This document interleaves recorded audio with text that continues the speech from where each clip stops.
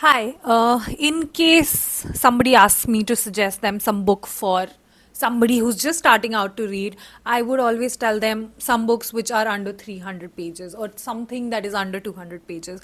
But if that's not an issue and if you are okay to read a book which is 400 pages, 450 pages, more than basically 300 pages, I have a book recommendation for you. Now, mind you, I personally feel that a person who's just starting out to read, the only two things that I look at while giving the book should have enough gossip, masala, plots happening too quick in the book.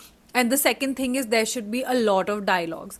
I like a dialogue heavy book. When I began reading, I just liked reading books which had a lot of dialogue. So yeah, so these two factors I've covered in the book that I'm gonna recommend.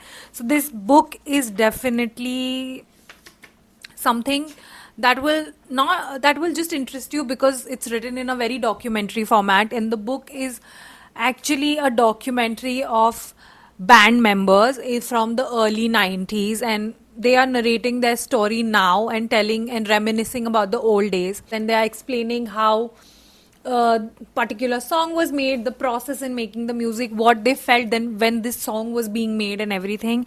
And the book is Daisy Jones and the Six. I personally feel like any book by Taylor Jenkins Reid is beginner friendly and it's great to read. She's also coming up with her new book this, I think, next month or this month. The book is called Atmosphere, if I'm not wrong. I'll pop the picture here.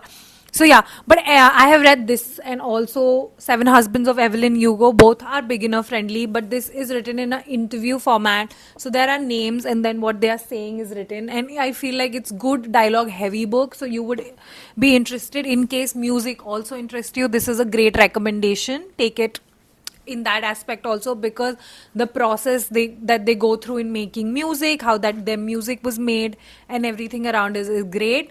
There is a show on Amazon Prime which is also great on this. In case you're not interested in the book, you can go ahead and watch the show as well, because that's also good. And then there all the musics that they have made, I think the lyrics are given at the back of the book, and there's beautiful playlist because the show was made. So in case when you're reading the book and you want that experience, you can go ahead and just tune in that playlist too. Thanks for watching. Bye.